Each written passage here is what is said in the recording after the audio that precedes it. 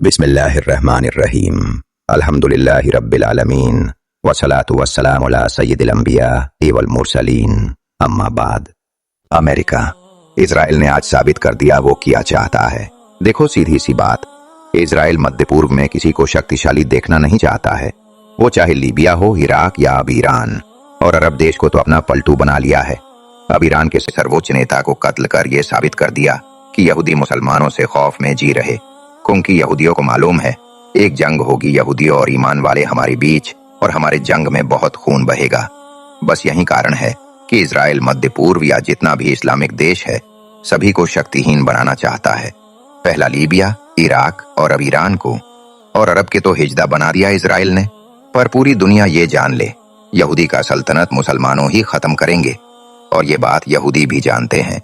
सुन्नी मुसलमानों को कत्ल करने वाला आयतुल्लाह खमन नहीं था, बल्कि रूहुल्लाह खुमैनी था। इराक, लिबनान, यमन, मुल्क शाम को बर्बाद करने वाला आयतुल्लाह खुमैनी नहीं था, बल्कि रूहुल्लाह खुमैनी था। सद्दाम हुसैन को शहीद करवाने में अमेरिका का साथ देने वाला आयतुल्लाह खमन नहीं था, बल्कि रूहुल्लाह खुमैनी था। सद्दाम हुसैन ने जिसको दज्जाल का लक़ब दिया था वो आया खुमैनी नहीं था, बल्कि रूहुल्लाह नहीं था। निज़ाल किताब उत-तहरा के अंदर सबा इकराम को गालियां देने वाला, हजरत आयशा को खिंजीर से बदतर लिखने वाला वो आयतुल्लाह खुमैनी नहीं था, वो आयतुल्लाह खमनी नहीं था, बल्कि रुहुल्लाह खुमैनी था। रुहुल्लाह खुमैनी एक बदतरीन सड़ा हुआ काफिर जो हुजूर सल्लल्लाहु अलैहि वसल्लम की अज़वाज मुत्तहरात को गालियां देता था, उनकी शान में तौहीन करता था। रुहुल्लाह खुमैनी आयतुल्लाह खमनी से पहले सुप्रीम लीडर था। उसने ही ये तमाम कत्ल गारत किए थे, उम्मत के अंदर फसाद फैलाया था। लेकिन आज सुन्नी सही अकीदा मुसलमान आया खमनी साहब पर उंगलियां उठा रहे हैं, जबकि आया खमनी साहब का यह फतवा है कि सहाबा इकराम की शान में गुस्ताखी करना हराम है। जिसने सहाबा इकराम की शान में गुस्ताखी की उसने रसूलुल्लाह सल्लल्लाहु अलैहि वसल्लम की शान में गुस्ताखी की। अब देखिए गुनहगार कोई और है, हम मुजरिम किसी और को पहरा रहे हैं। आयतुल्लाह खुमैनी साहब तो वो शख्सियत हैं जिन्होंने ईरान के अंदर खत्म नबूवत पर पहरा दिया और हर साल ईद मिलादुन नबी का जुलूस निकालना लागू किया, और बहुत सी ऐसी चीजें लागू की जो अहले सुन्नत व जमात के अकीदों से मिलती जुलती हैं। मैंने भी चंद वीडियो देखकर आया खमनी साहब पर उंगलियां उठाई थी और उनके खिलाफ वीडियो बनाई थी। लेकिन मैंने जब तहकीकात की, मैंने रिसर्च किया, तो मैं इस हकीकत तक पहुंचा कि गुनहगार कोई और है और हम खताकार किसी और को समझ रहे। औरतों के अधिकार को बचाने के लिए डोनाल्ड ट्रंप और नेतन्याहू ने 165 बच्चियों को, प्राइमरी स्कूल की बच्चियों को ही मार दिया है। इसका कोई जस्टिफिकेशन है इस प्रोफाइल और इस बच्चों को मारने वाले साइकोपैथ के पास? लेकिन काला सूट पहनकर हजारों लोगों को मारने वाला डिप्लोमेटिक लीडर है। ये कैसी हिपोक्रेसी है? नेतन्याहू ने 70,000 से ज्यादा औरतों और बच्चों को मारा है, तब भी वो क्रिमिनल नहीं है, और ट्रंप तो एक है, वो प्रॉब्लम नहीं है। इजीएस्ट वे में समझो तो अमेरिका का ईरान पर कंट्रोल का मकसद सिर्फ ट्रेड को हाईली इन्फ्लुएंस करना है, इसलिए शायद वो आने वाले दिनों में लाशें बिछा देगा। बिना युद्ध घोषित किए किसी भी कंट्री के लीडर की हत्या करना इंटरनेशनल लॉज के खिलाफ है। इवन एक नहीं बल्कि ईरान के दूसरे सुप्रीम लीडर को भी 24 घंटे के अंदर मार दिया गया, और इसका अमेरिका और इजराइल के पास कोई क्लियर जस्टिफिकेशन भी नहीं है। ईरान में अपना पपेट बैठाने के लिए अमेरिका इतना ज्यादा आतुर है कि प्राइमरी स्कूल की 165 से ज्यादा बच्चियों को मार दिया गया है, और ये सिलसिला रुकेगा नहीं। देखो, बात अगर न्यूक्लियर पावर के खतरे की ही है तो वो तो चाइना के पास भी है, रशिया के पास भी है, इवन नॉर्थ कोरिया के पास भी है। उनके पास ऑयल भी है और न्यूक्लियर पावर भी, और डेमोक्रेसी भी बचानी है तो नॉर्थ कोरिया की भी बचाओ।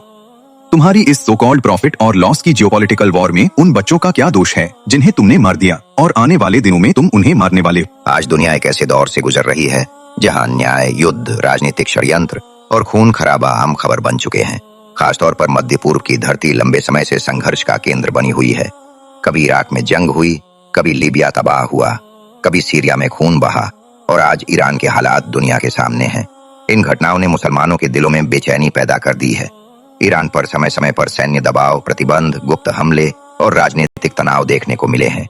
ईरान और इजराइल के बीच दुश्मनी कोई नई बात नहीं है। इस टकराव में कभी प्रत्यक्ष तो कभी परोक्ष रूप से यूनाइटेड स्टेट्स भी शामिल रहा है। ये संघर्ष केवल सीमाओं का नहीं बल्कि विचारधाराओं और क्षेत्रीय प्रभाव का भी है।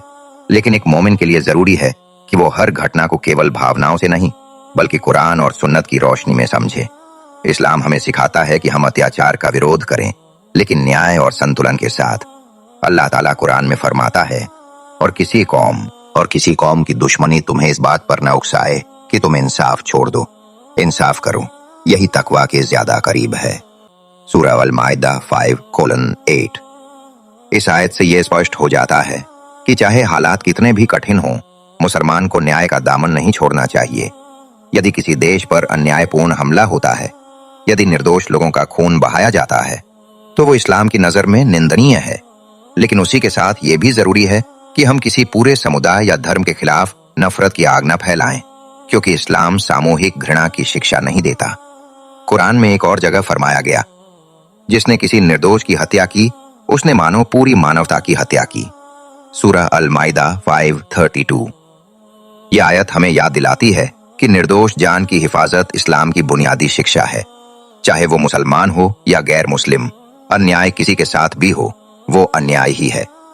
आज जब ईरान और इजराइल के बीच तनाव की खबरें आती हैं, जब क्षेत्रीय अस्थिरता बढ़ती है, तब कुछ लोग जिहाद के नाम पर भावनात्मक नारे लगाते हैं। लेकिन हमें जिहाद की असल परिभाषा को समझना होगा। लेकिन हमें यह समझना होगा कि उम्मत की कमजोरी का कारण केवल बाहरी ताकतें नहीं हैं। आंतरिक विभाजन, आपसी मतभेद, भ्रष्टाचार, शिक्षा की कमी और नैतिक पतन भी उतने ही बड़े कारण हैं। अल्लाह ताला फरमाता है, निसंदेह अल्लाह किसी कौम की हालत नहीं बदलता जब तक वे खुद अपनी हालत न बदलें। सूरह अर्रद 13:11। यह आयत हमें आत्म सुधार की ओर बुलाती है। यदि मुसलमान इल्म, अखलाक, ईमान और एकता को मजबूत कर लें, तो कोई भी ताकत उन्हें दबा नहीं सकती। आज जरूरत है कि हम भावनाओं में बहकर नफरत के शब्द न बोलें, बल्कि अपने किरदार को मजबूत करें। मस्जिदें आबाद हों, घरों में कुरान की तिलावत हो, बच्चे इल्म और तकनीक में आगे बढ़ें, समाज में न्याय और ईमानदारी कायम हो, यही असली ताकत है। इस्लाम युद्ध को पसंद नहीं करता, लेकिन यदि अत्याचार हो तो उसके खिलाफ खड़े होने की अनुमति देता है, वो भी नियमों और सीमाओं के साथ। निर्दोषों को नुकसान पहुंचाना, महिलाओं, बच्चों और बूढ़ों को मारना, पूजा स्थलों को तोड़ना, ये सब इस्लाम में हराम है। आज जो भी संघर्ष हो रहे हैं, चाहे ईरान से जुड़े हों या किसी और देश से,